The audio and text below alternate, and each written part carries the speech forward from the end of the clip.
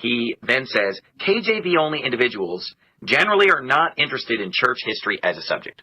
Now, he's right about that, too. In general, KJV-onlyists are not really interested in church history as a subject, but let me explain why that is. Now, I personally love history, and I've studied a lot of history, including church history, although I must admit that church... Remember, we've played some of his church history stuff, and to call it a unique perspective is very, very kind. History is not my favorite history. I've studied a lot of it, but I prefer pretty much every other kind of history to church history. And the reason why that we feel that way is that church history, more often than not, just ends up being a study in false religion. Why? Because it's going to emphasize the Roman Catholic Church. Now, here, this is what's fascinating to me. These folks are anti-Roman Catholic. Well, we just heard what you were just saying. Do you see a difference? I hope you see a difference. If you can look at the 5 debates, well, you can't look at all of them because Scott Butler is still sitting on 2 of them, but you can listen to all of them. If you can listen to the 5 debates that I've done with Mitch Pacwa, and you can't see the difference between them and the kind of anti-Catholic rhetoric that someone like a Stephen Anderson or the NAFBs put out, then you're not listening. There is a serious historical case to be made against Roman Catholicism. These guys don't make it. They can't. That's why Rome does not fear them. That's why Rome uses them. That's why Karl Keating in Catholicism and Fundamentalism could use their lack of knowledge of historical realities as a weapon to convert people to Roman Catholicism. And in fact, that's how Catholic Answers started. You need to understand. Keating was responding to this kind of shallow, ahistorical fundamentalism. And he's a sharp guy. And you can use history and tear this stuff apart. It's easily done. And that's what was so shocking to them when we started debating them back in 1990. Especially the 2 debates, especially the second debate of the 2 that we did in December. Was it 90? December of 90, because we had done August was the first debate in Long Beach. That was the first debate I'd ever done at a church in Long Beach. And then at Northwest Community Church in December, and then the next night at City of the Lord in Tempe. I don't even know where that is. I'm not even sure if it exists anymore. I'd have to look it up. It's on Mill Avenue? Okay. And that second debate was where everything started changing for the Roman Catholics in the debate scene, at least in the U.S. Because up to this point in time, they had been running around, they had been debating Calvary Chapel pastors, and Calvary Chapel folks are not church historians either. That's not their thing. And they had owned that field. The second debate that we did, see, the first debate we did was on Sola Scriptura in Long Beach. The second debate was on eternal security, or perseverance of the saints. The third debate was on the papacy. And I made a historical presentation pointing to the fact that there is plenty of patristic information that contradicts the claims of the Roman Catholic Church in regards to this subject. That was the first time this group in that period had been hit with a historical argument on the subject. Historical and biblical. I combined them both. And we did that again with Mitch Pacwa on the papacy. We did it again with Jerry Matitix, nearly 7 hours on the papacy from 93. But that changed everything. That changed the whole landscape of the debates with Roman Catholics. And certainly I'm not the only one that's done that, and many people have gone far. I mean,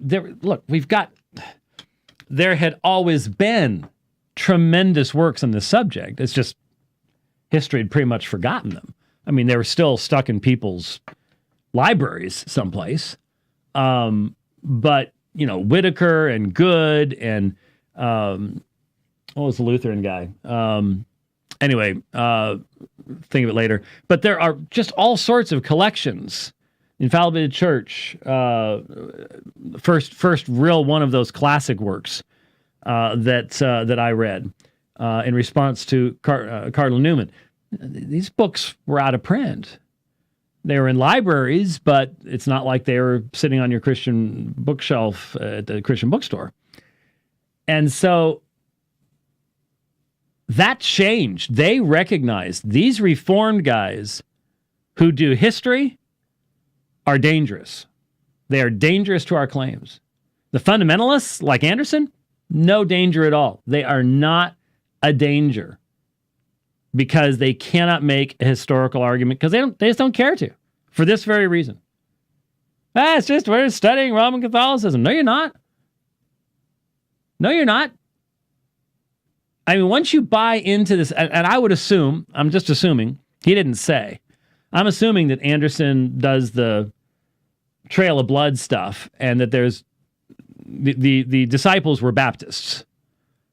And that there's always been something that looked like the Faithful Word Baptist Church with a tie and white shirt and proper suit and the appropriate, blessed assurance and things like that being sung all the way back in English, probably in Jerusalem, but that they were hidden away and that there, nobody knew anything about them. And so that everybody that you would study, whether it's Augustine, Ignatius, Tertullian, Cyprian, they're all just a bunch of Roman Catholics, you see. And so they just dismiss all of that stuff. And so they have no meaningful historical argument to make. It's just that's not what the Reformers were. And he will separate himself. We're not part of the Reformers. That's just Catholicism light. We're our own separate thing, see. They're not, historically, obviously. Anybody who knows history knows that's not the case. But it's almost a sense of delusion along those lines. A lot of delusion. The Orthodox Church and these mainstream Protestant government churches, that's what's going to be emphasized in your so-called church history. The church fathers and the early church from the history books is basically what would become Roman Catholicism and the East Orthodox Church and just a bunch of false doctrine. So why would we want to learn a lot about this broad way that leads to destruction?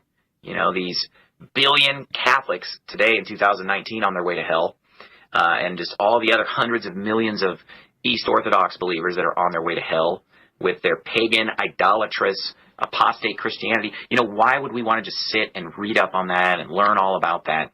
And then there's this false left-right paradigm between the Catholics and the Protestants because, the Protestants are just Catholicism light. It's not even that different, what they believe. And so, we're not really interested in studying a lot about these false religions. We'd rather study the Bible and base everything that we believe on that. Well, there you go.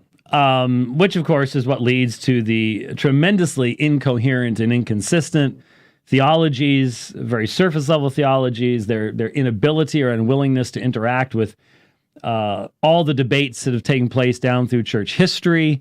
They don't have the language to even engage it because they won't take the time to do so, which is incredibly arrogant on their part, of course, to go, hey, God, Jesus said he's been building his church for almost 2,000 years now, but we don't need to worry about anything anybody else ever said because we've got the Bible and that's all we need. Well, it is the only infallible rule of faith and morals for the church. There is no question about that.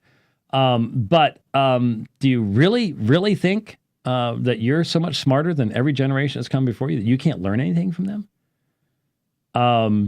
When Paul told Timothy to entrust what he had heard from Paul to faithful men, you don't think there's a wisdom in this? You just you have to invent the wheel all over again every generation, huh? Yeah, well, that definitely is what results in such a